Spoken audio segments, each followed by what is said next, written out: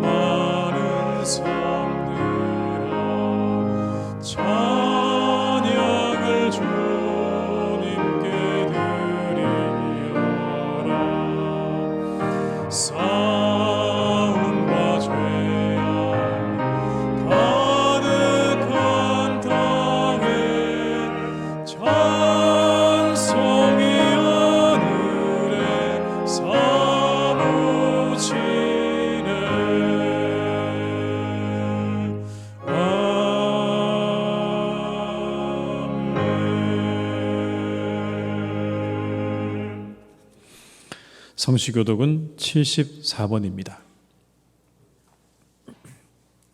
성시교독 74번입니다. 심령이 가난한 자는 복이 있나니 애통하는 자는 복이 있나니 온유한 자는 복이 있나니 의에 줄이고 목마른 자는 복이 있나니 긍휼히 여기는 자는 복이 있나니 마음이 청결한 자는 복이 있나니 화평하게 하는 자는 복이 있나니 의를 위하여 박해를 받은 자는 복이 있나니 나로 말미암아 너희를 욕하고 박해하고 거짓으로 너희를 거슬러 모든 악한 말을 할 때에는 너희에게 복이 있나니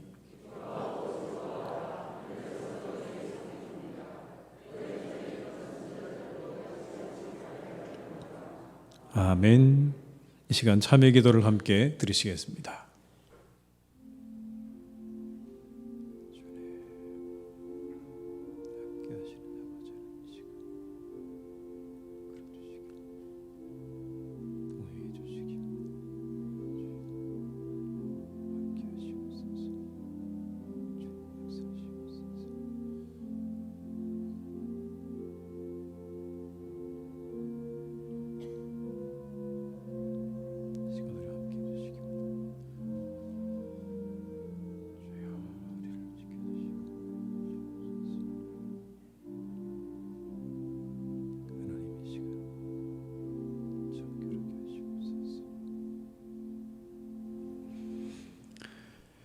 내 이름으로 일컫는 내 백성이 그 악한 길에서 떠나 스스로 겸비하고 기도하여 내 얼굴을 구하면 내가 하늘에서 듣고 그 죄를 사하고 그 땅을 고칠지라.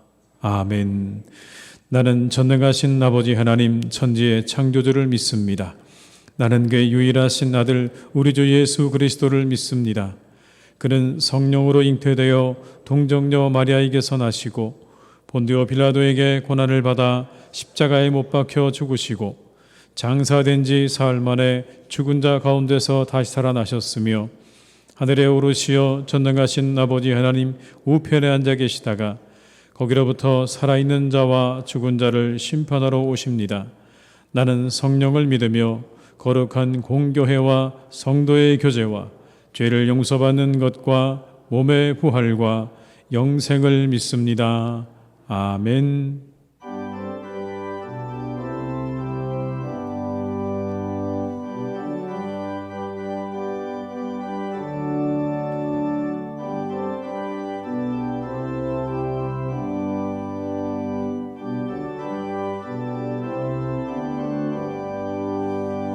변찮는 주님의 사랑과 거룩한 보혈의 공로를 우리 다 찬양을 합시다. 주님을 만나볼 때까지 예수는 우리를 깨끗게 하시는 주시니 그의 피 우리를 눈보다 더 희게 하셨네. 우리를 깨끗게 한 피는 무궁한 생명의 물일세. 생명의 구원을 받은 자 하나님 찬양을 합시다.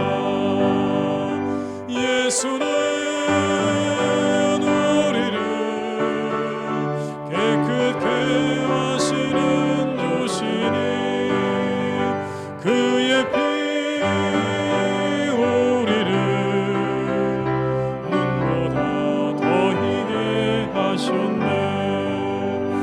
주님의 거룩한 보혈을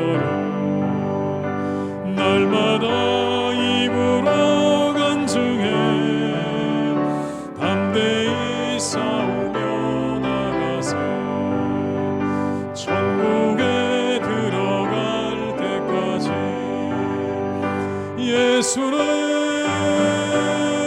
우리를 깨끗게 하시는 주시니 그의 피 우리를 눈보다 더 희게 하셨네. 십자가 단단히 붙잡고 날마다 이기며 나가세. 머리에 멸류관 쓰고서 주 앞에 찬양할 때까지 예수는 우리를 깨끗게 하시는 주시니 그의 피 우리를 눈보다 더 희게 하셨네.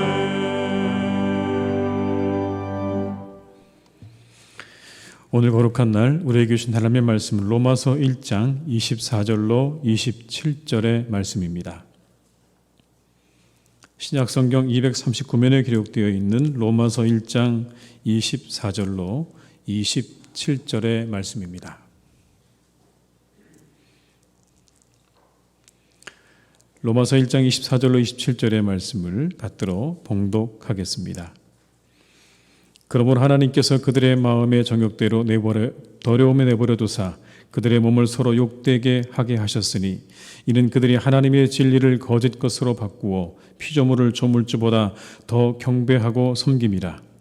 주는 것 영원히 찬송할 이시로다. 아멘.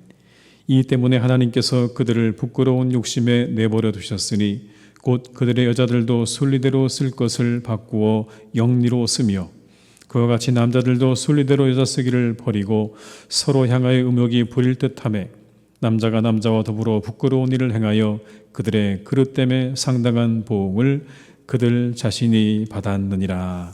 아멘. 이 시간 함께 드리는 기도로 기도하시겠습니다.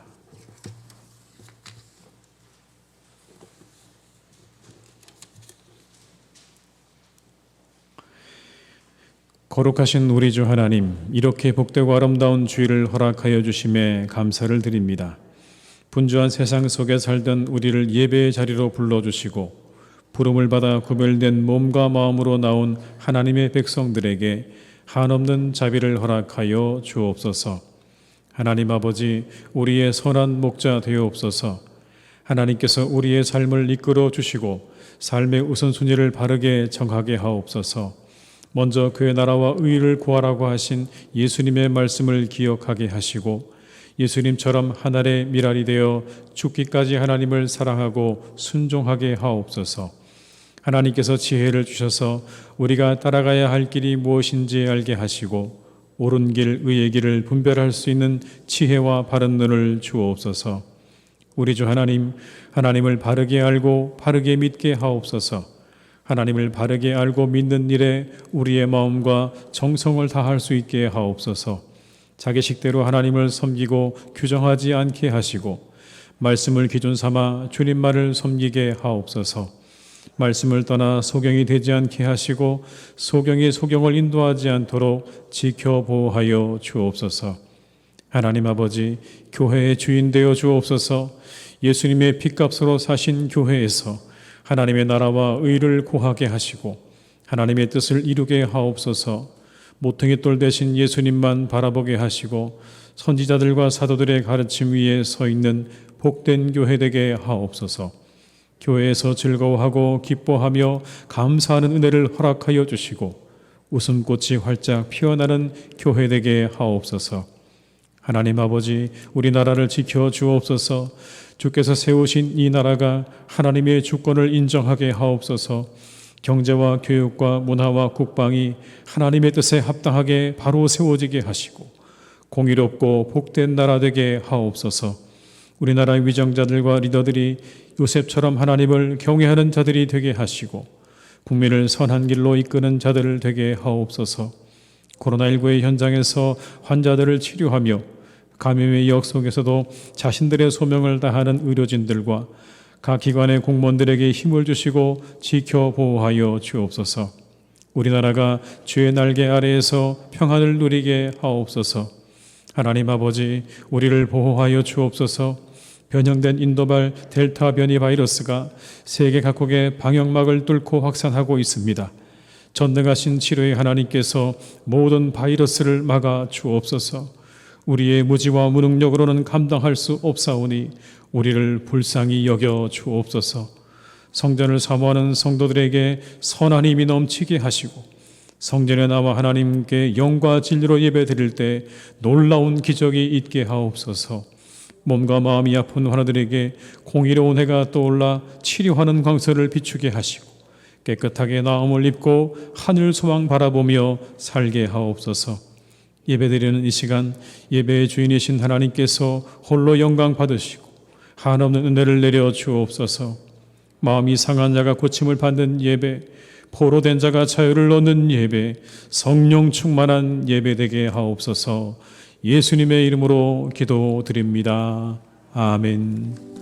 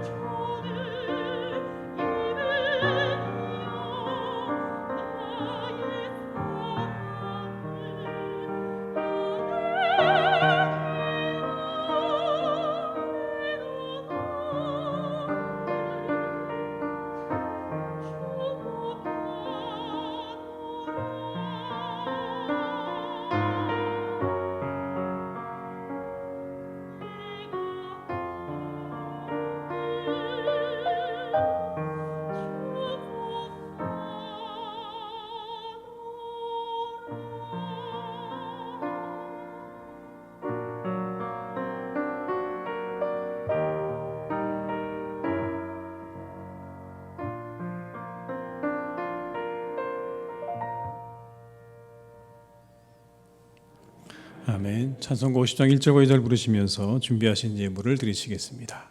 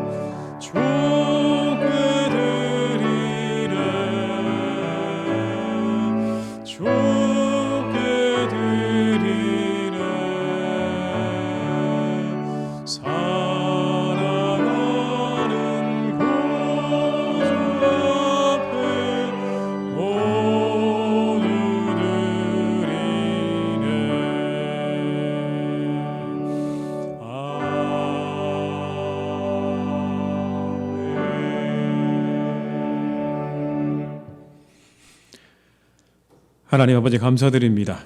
오늘은 6월의 마지막 주일입니다. 천막일 은혜 가운데 보내게 하심을 감사드립니다.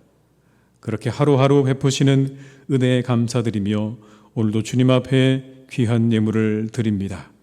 기쁘게 받아 주시옵소서. 11조로 감사 헌금으로 선교를 위해 이웃을 위해 그리고 주일 헌금으로 드립니다. 기쁘게 받으시고 한없는 은혜를 성도들의 가정과 일터와 우리 교회 위에 내려 주시옵소서.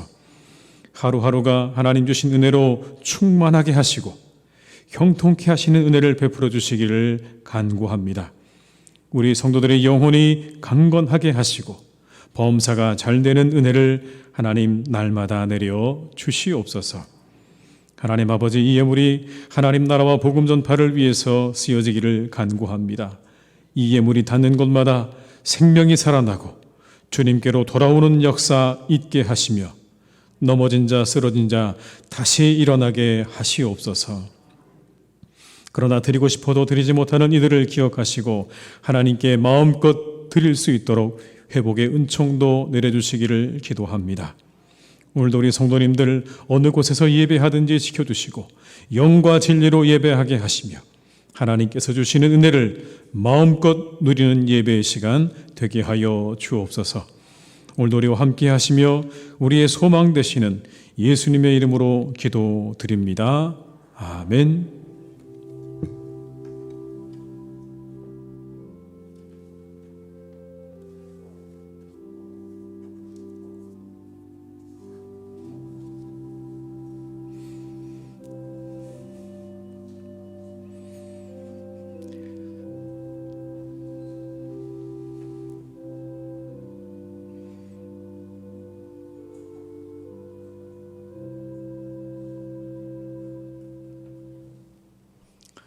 교회 소식을 말씀드리겠습니다. 6월은 호국보훈의 달입니다. 나라를 위해 선신하고 충성하신 분들을 기억하시면서 국가와 민족을 위해서 계속해서 기도해 주시기를 부탁드립니다. 교회를 위해 기도해 주시기 바랍니다. 하나님 나라와 의를 구하는 교회 되게 하옵소서. 빛과 소금이 되는 교회 되게 하옵소서. 온 세상에 복음을 전하는 교회 되게 하옵소서.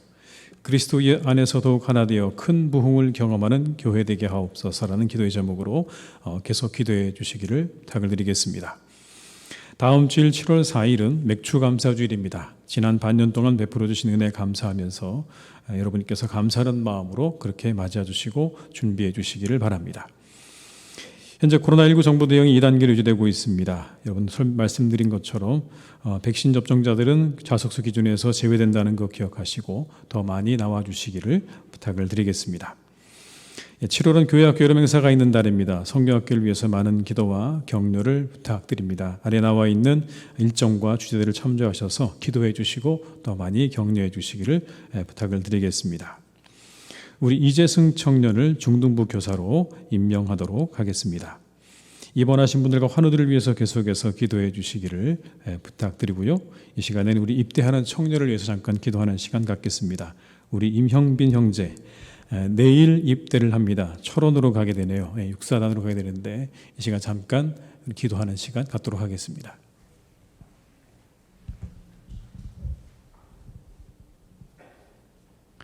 아직 머리를 안 잘랐네요. 그죠? 한번 기도하겠습니다. 하나님, 사랑하는 아들이 이제 내일이면 군에 갑니다. 집을 떠나서 낯선 곳에 가서 이제 1년 넘는 시간 동안 또 생활을 하고 돌아와야 합니다. 나라를 지키기 위해 갑니다. 이 아들 하나님께서 지켜주시기 원합니다. 이 아들이 나라를 지킬 때 하나님 이 아들을 지켜주시옵소서. 육신을 지켜주시고 영혼을 지켜주셔서 그곳에서 더욱더 건강하게 하시고 든든하게 하시고 많은 사람들과 좋은 교제 속에 귀한 배움과 사귐의 시간을 갖고 돌아올 수 있도록 주님께서 인도해 주시기를 간절히 원합니다. 훈련받는 기간 내내 하나님 함께 하셔서 어려운 일 없도록 사고로부터 하나님께서 이 아들을 지켜주시고 항상 안전하게 하나님께서 눈동자같이 지켜주시기를 간절히 원하오니 이 아들과 하나님 군생활 가운데 더욱더 함께해 주시옵소서. 신앙생활도 잘할 수 있기를 간절히 원합니다.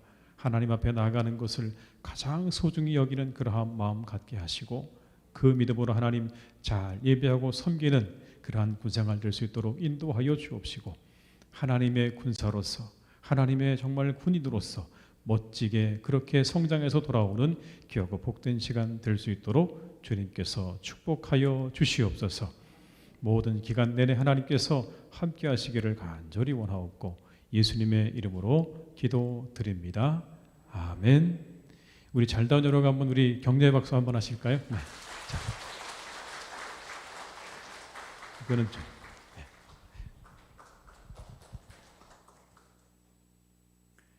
네. 이상 교회 소식을 마치겠습니다.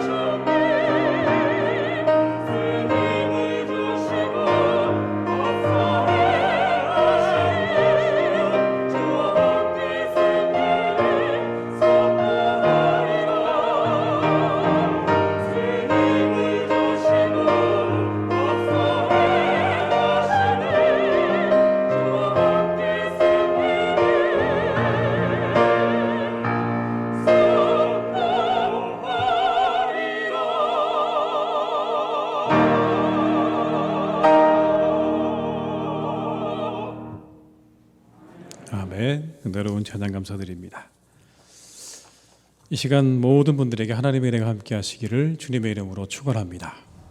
이곳에서 예배하는 분들과 온라인에서 예배하는 모든 분들에게 하나님의 은혜가 함께 하실 줄 믿습니다. 우리 모두는 참 급격한 변화의 시대를 살고 있죠. 이 급격한 변화는 언제나 우리에게 새로운 기준들을 제시합니다. 여러분이 쓰고 계시는 이 마스크만 봐도 알 수 있죠. 여러분, 이게 우리 삶의 기준이 될 줄은 아무도 몰랐을 것 같습니다. 아무도 몰랐죠. 그러나 그런 기준이 생기기까지 잠시 사람들은 혼란스럽기도 했습니다. 특별히 서구 유럽의 사람들은요, 이 마스크 문화가 익숙하지 않아서 그걸 쓰지 않으려고 상당한 혼란과 어려움이 있었다는 이야기들을 우리가 익히 들어서 알고 있습니다. 이처럼 뭔가 새로운 시대, 새로운 변화, 그거에 따른 새로운 어떤 그런 가치의 변화와 혼란이 늘 뒤따른다는 것을 우리는 경험하고 있습니다. 특별히 우리는 여러분 이 예배를 통해서 더욱더 경험하는데 온라인 예배라고 하는 거죠. 온라인 예배. 여러분 이걸 상상해 보신 적 있으십니까? 온라인으로 우리가 예배한다는 걸 아무도 상상해 본 적이 없었을 것 같아요. 코로나가 시작되고 여러분 많은 사람들이 이 온라인 예배를 드리면서 그 안에서 우리 안에 많은 진통들이 있었습니다. 이 온라인 예배를 드려야 될 것이냐 아니면 현장 예배를 우리가 고수해야 될 것이냐라는 이 문제를 가지고요 상당한 진통이 있었다는 것도 우리는 잘 알고 있습니다. 그러나 그럼에도 이제는 많은 분들이 상당히 이 온라인 예배에 익숙해졌다는 것을 저희가 확인할 수가 있습니다. 이처럼 시대의 변화에 따라서 그리스도인들은요 때로 혼란을 경험하기도 하죠. 그리고 시대의 변화가 가져다주는 혼란과 혼돈 앞에 우리는 늘 그렇게 서 있다는 사실을 잊어서는 안 됩니다. 특별히 여러분 최근에 한 국회의원이 평등법안이라는 걸 발표했습니다. 평등법안. 지난 2020년에 정의당의 국회의원이 발표했던 차별금지법의 연장이라고 그렇게 우리가 볼 수 있습니다. 차별금지법의 연장입니다. 이름만 좀 달라졌죠. 평등법안이라고 이야기했는데 이 법안에 대해서 숭실대 법대 이상현 교수님은 이렇게 지적을 했습니다. 남녀 양성 중심의 법과 사회 질서에 정면으로 충돌하는 그밖에 알 수 없는 성을 도입하며 성적 지향, 성별 정체성, 가족 형태 등을 차별금지 사유로 도입하고 법 적용 대상으로 교육 영역을 포함한 모든 영역으로 규정한 점, 결과적 불평등을 간접 차별로 규정한 점, 멸시, 모욕 또는 두려움을 이야기하는 부정적 언급의 표시를 정신적 고통, 야기로 괴롭힘으로 보아서 인권위원회의 차별 시정 대상으로 놓은 점 등은 적절하지 않다. 이렇게 얘기를 했습니다. 다 설명드릴 수는 없지만 여러분 이와 같은 법이 우리가 믿고 있는 이 기독교에도 많은 영향을 줄 수밖에 없다는 것입니다. 아마 여러분 어쩌면 제가 이곳에서 다시는 동성애는 죄입니다라고 하는 설교를 할 수 없을지도 모르겠습니다. 거기서 멈추지 않고요. 우리가 가지고 있는 이 복음의 핵심인 우리는 그리스도로만 구원받습니다라는 이 말을 할 수 없게 될지도 모른다는 겁니다. 그뿐이 아니죠. 이단에 대해서도 우리가 더 이상 말할 수 없는 그런 시대가 다가오고 있다는 겁니다. 이단이라고 말을 하는 그 순간 그것이 차별이 되어서 처벌을 피할 수 없는 그러한 법이 발의되었다는 사실을 우리는 기억해야 됩니다. 따라서 우리는 이와 같은 법을 반대할 수밖에 없는 것이죠. 신앙인의 입장에서 우리는 여러분 이와 같은 법들을 반대할 수밖에 없습니다.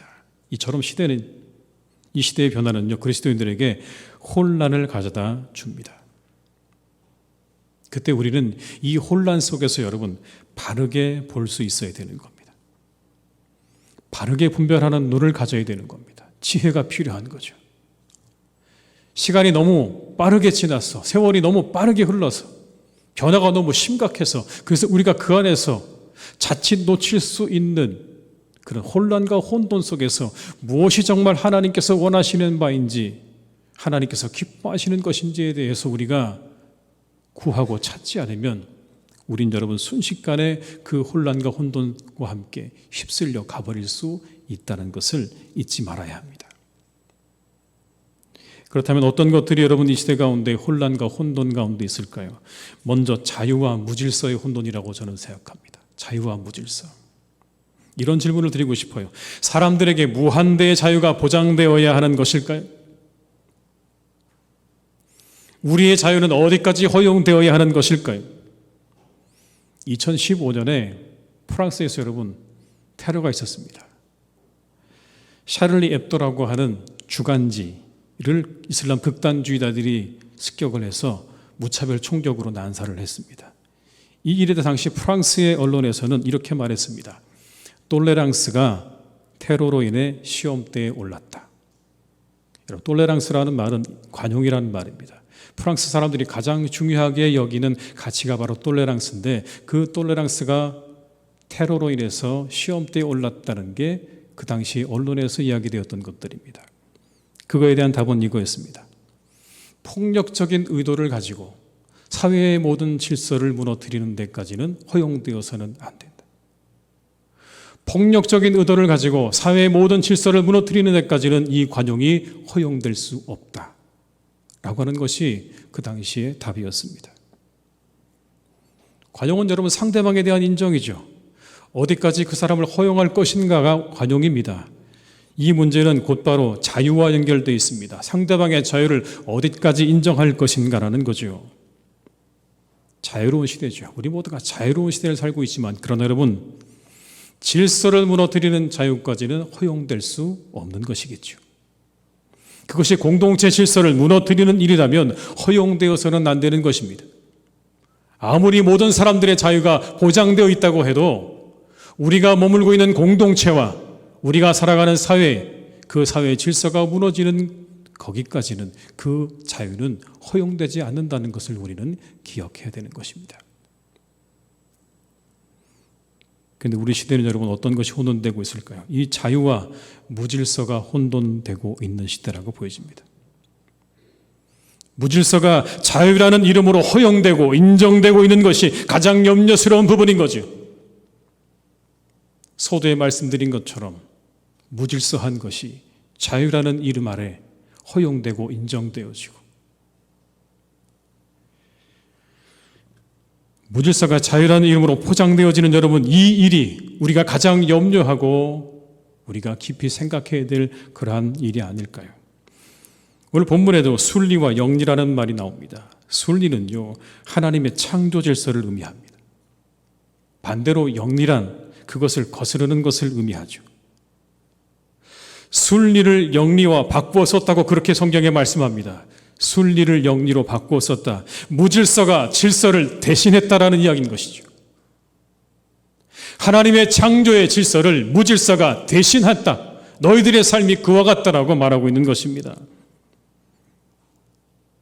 우리가 살아가는 시대, 여러분 혹시 우리가 그렇게 가고 있는 건 아닐까요? 무질서가 질서를 대신하려고 하는 그런 시대에 우리가 여러분 접어든 것은 아닐까요? 무질서가 자유라는 이름 아래 인정되어지고 무질서가 질서를 대신하는 여러분 그러한 시대를 향해서 우리가 가고 있는 건 아니라는 겁니다. 이때 우리 입장이 뭘까요? 그냥 모든 사람의 자유이니 허용합시다. 이 세상이 다 개인의 자유인데 무엇이 안 되겠습니까? 허용합시다라고 하는 게 여러분 그게 우리 입장이 되어야 될까요? 아니요, 그렇지 않습니다. 성경은 그렇게 말씀하지 않아요. 우리에게 분별하라고 말씀하시죠. 자유와 무질서를 분별하는 지혜를 가지라고 말씀합니다. 그 분별의 기준 가져야 되는데 여러분 그 분별의 기준은 이겁니다. 자유를 허용하죠. 철저히 우리는 하나님께서는 우리의 자유를 허용합니다. 그러나 창조의 질서를 깨트리는 데까지는 아닌 것입니다. 우리의 자유가 마음껏 허용되지만 그러나 하나님의 창조의 질서를 어긋나는 데까지는 아니라고 성경은 우리에게 말씀하고 있는 겁니다. 우리의 자유는 창조의 질서 안에서의 자유인 것입니다. 우리의 자유는 창조의 질서를 보존하는 것 안에서만 가능한 것. 남녀 간의 사랑이 순리죠. 동성 간의 사랑 영리인 것입니다. 성경은 영리라고 말해요. 그것은 개인의 자유와 선택의 문제 이전에 창조의 질서입니다. 우선순위가 있는 겁니다, 여러분. 그것이 우리의 개인의 자유이냐 그렇지 않느냐를 따지기 전에 그것이 창조의 질서에 걸려지게 되면 여러분 그건 개인의 자유에 해당되지 않는 겁니다. 하나님의 창조의 질서가 개인의 자유보다 우선하는 것입니다. 이게 우선순위입니다. 세상의 모든 개인의 자유보다 앞서는 것이 창조의 질서인 것입니다. 개인의 자유와 창조의 질서는, 개인의 자유가 창조의 질서를 앞설 수 없습니다. 앞서서도 안 되는 것입니다. 그것을 깨트리는 자유, 잘못이죠. 이건 여러분 기독교 신앙을 넘어서서 세상의 모든 피조되어진 피조물로서, 창조된 피조물로서 피조물들이 가져야 되는 그런 자유에 대한 기본적인 생각이라는 것을 우리 모두는 함께 공유해야 할 줄로 믿습니다. 지난 4월에 여러분 세계기후 정상회의가 있었습니다. 개막연설을 조 바이든 미국 대통령이 했는데 이렇게 기후변화에 대해서 이야기했습니다. 우리는 실존적 위기 앞에 있습니다. 실존적 위기 앞에. 우리 모두 지금 행동해야 합니다라고 강조했습니다. 곧이어 미국은요 2030년까지 온실가스 배출량을 2005년 대비 절반으로 줄이겠다고 밝혔습니다. 온 세계가 공감하는 부분이죠. 지구온난화는 여러분 이제 다른 사람들의 문제가 아니라 우리 모두의 문제가 되었다는 것, 심각하게 우리가 인식을 해야 됩니다. 그 근본적인 가장 큰 원인은 우리가 잘 아는 것처럼 탄소 배출이라고 하는 것이죠. 탄소 배출.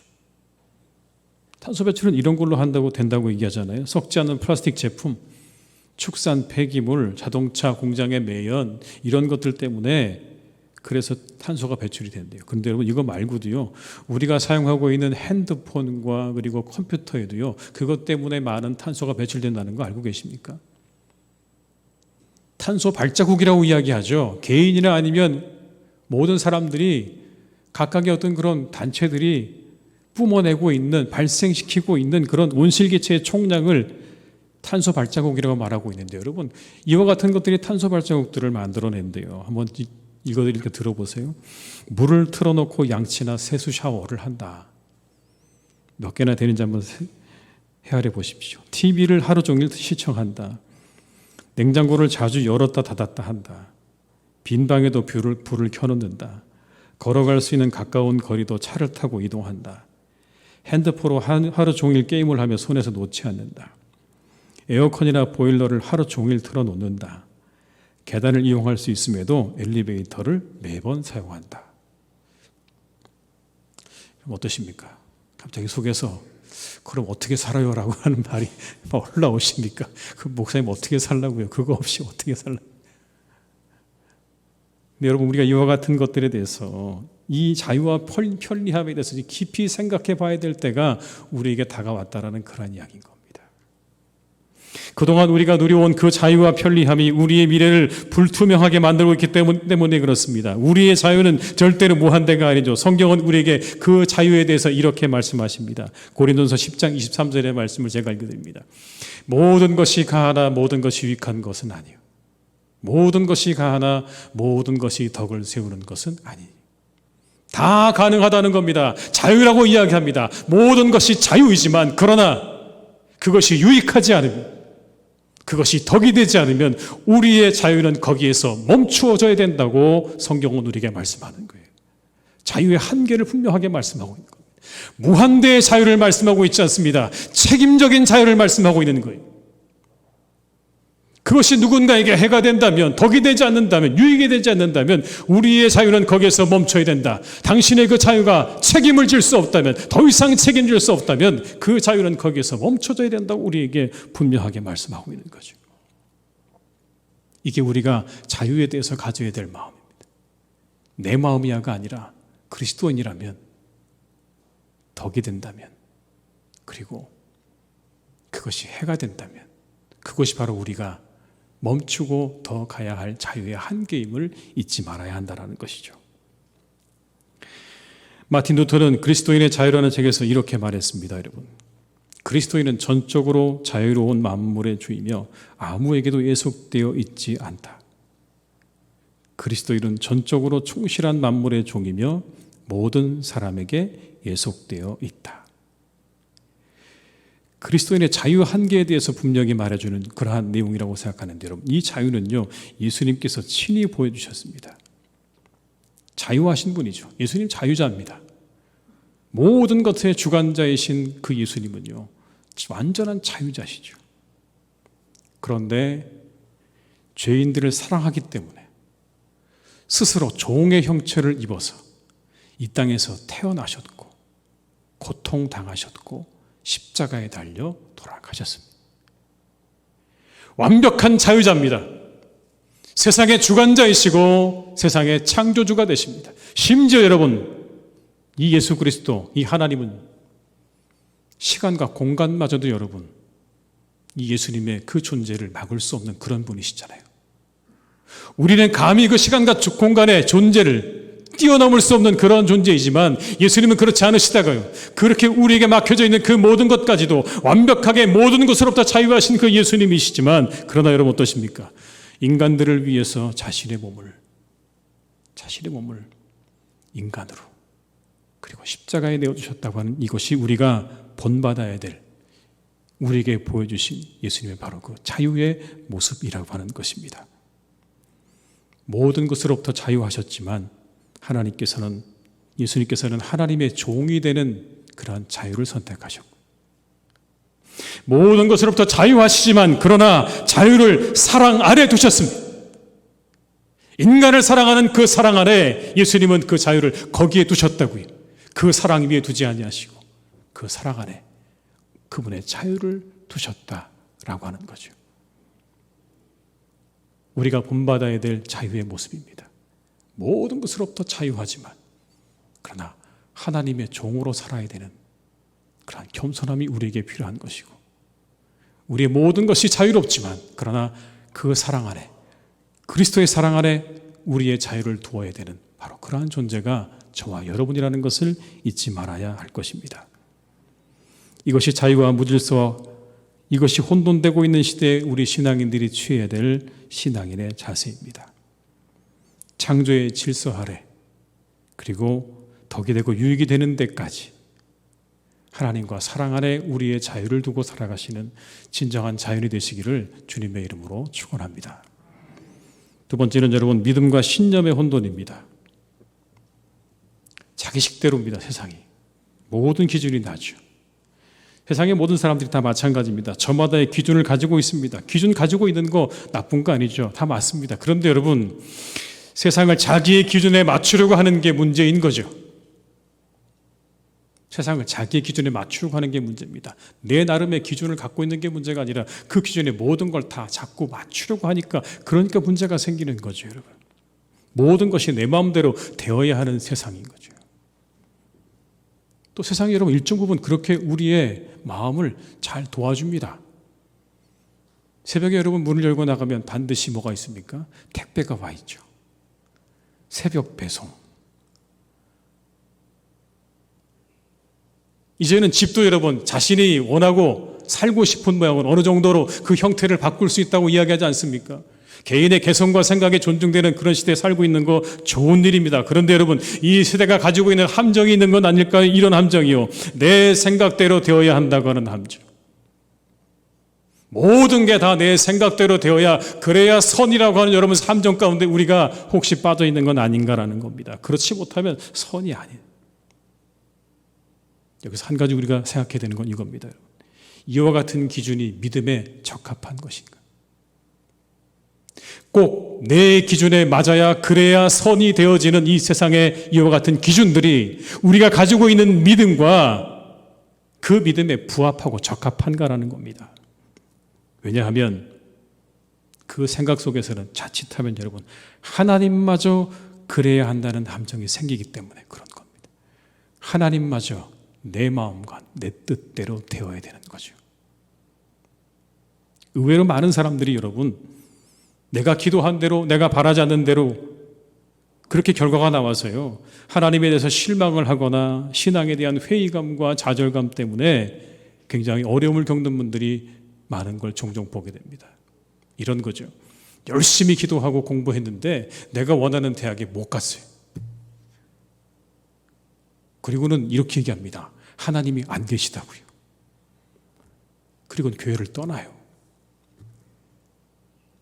내 부모를 위해서 열심히 기도했는데 하나님이 우리 부모님을 데려가 버리셨어요.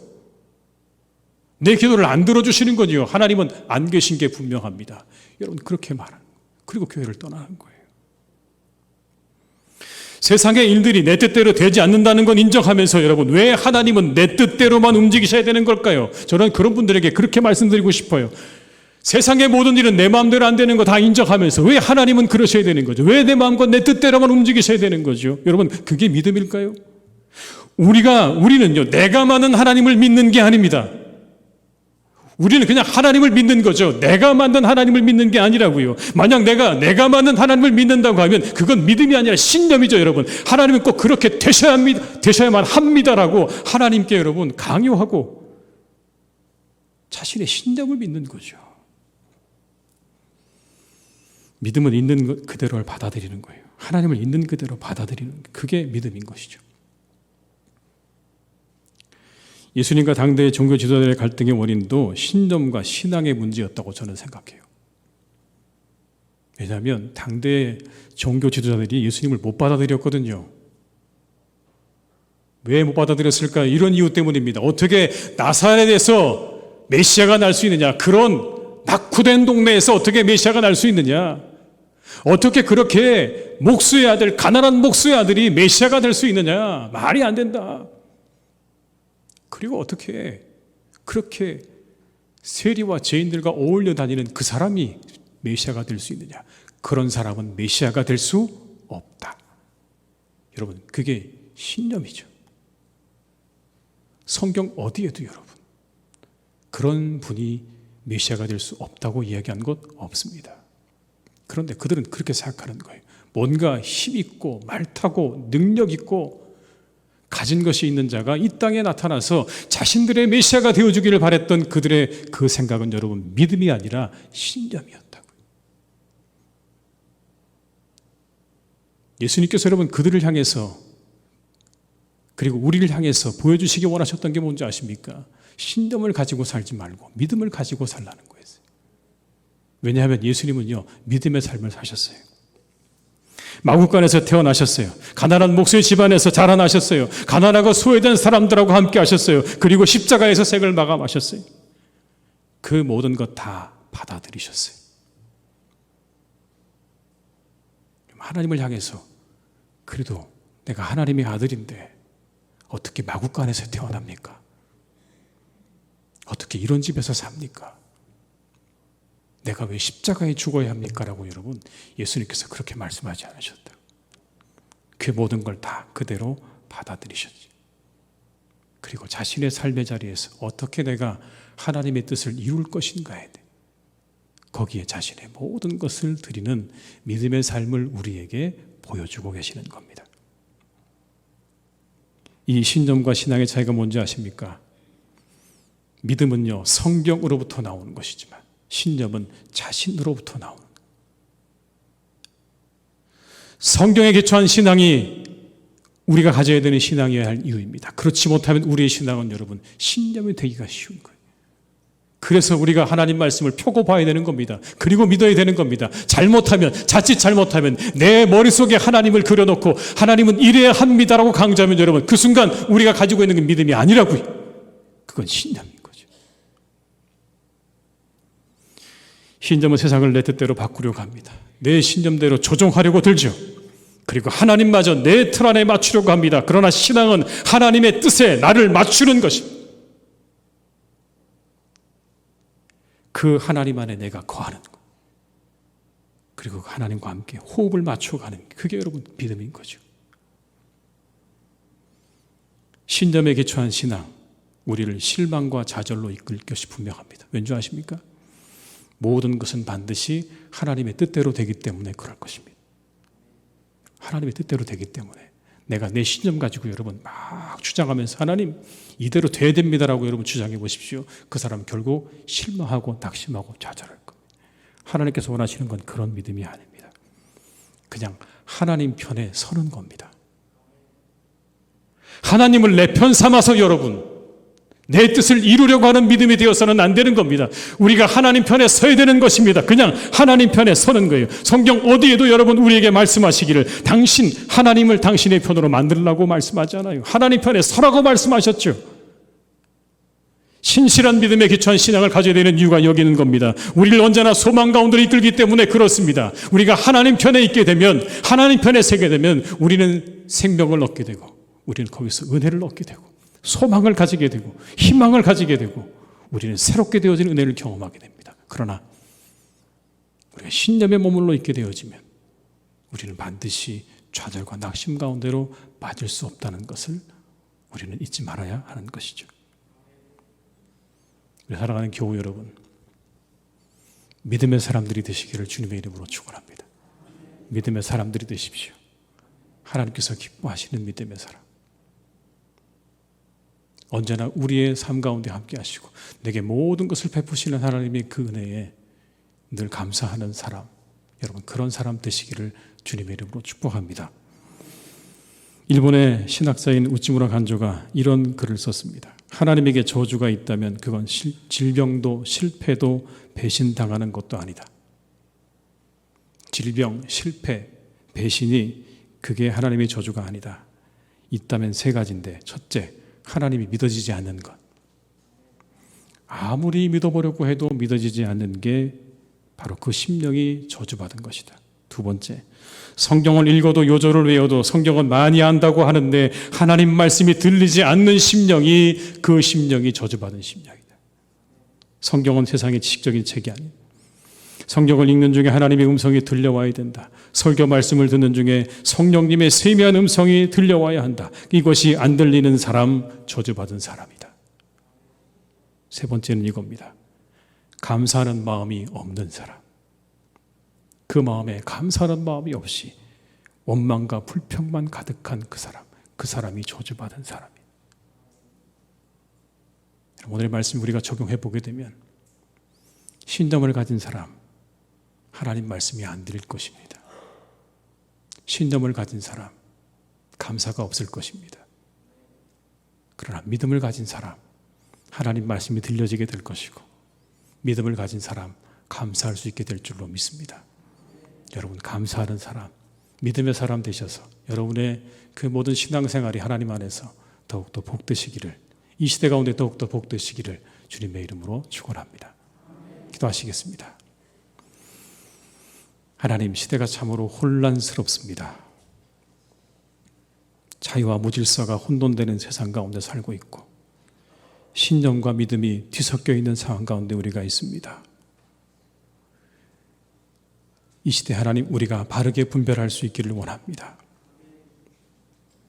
우리의 자유가 창조의 질서 안에 머무르게 하시고, 우리의 자유가 하나님의 사랑 아래 있게 하시고, 우리의 자유가 덕과 유익 안에 머물 수 있기를 간절히 원합니다. 우리 사랑하는 모든 교우들, 신념의 사람이 아니라 믿음의 사람들 되게 하여 주옵소서. 하나님마저 내 마음대로 좌지우지하려고 하는 그러한 신앙에서 벗어나게 하시고, 우리에게 모든 것을 허락하신 하나님 안에서, 우리에게 말씀하시는 하나님 안에서 그 말씀을 듣고 그리고 감사하며 살아가는 우리 모든 교우들이 되게 하여 주시옵소서. 믿음의 사람들이 되게 하여 주시옵소서. 예수님의 이름으로 기도드립니다. 아멘.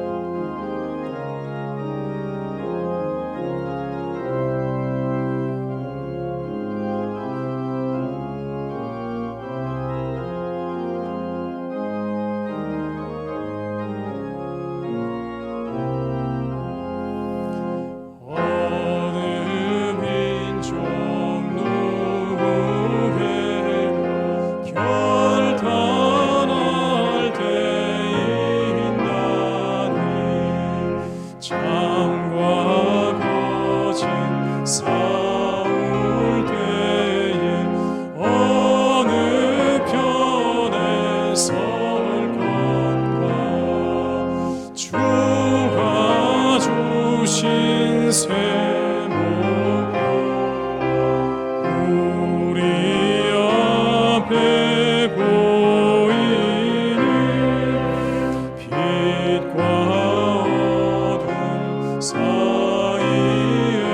중에서 선택하며 살리라. 고상하고 아름답다 진리 편에 서느니 진리 위에 억압받고 명예 이기로도 영은 물러서나 용감한 자 굳세게 낙심한 자 돌아오는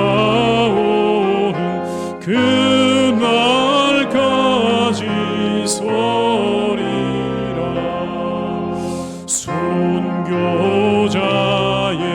빛을 따라 주의 뒤를 쫓아서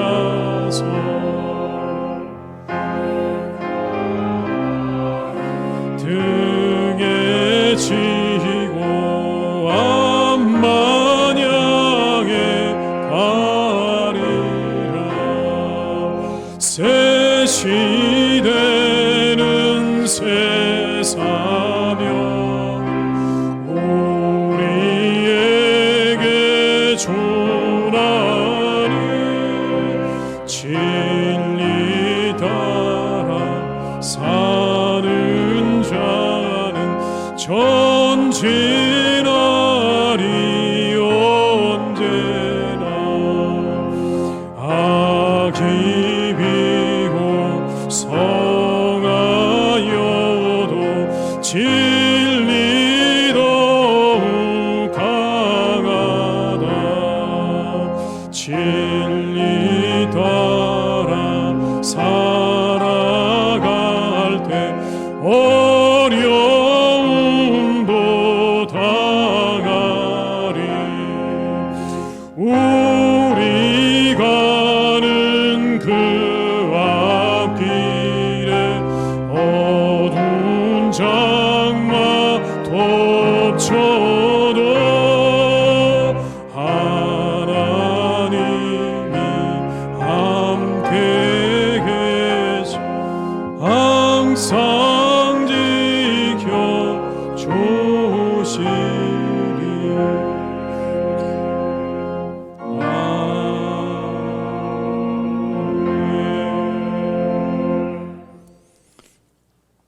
지금은 우리 주 예수 그리스도의 은혜와 아버지 하나님의 크신 사랑하심과 성령님의 교통하심에 인도하신 은혜가 이 시간 하나님 앞에 예배하며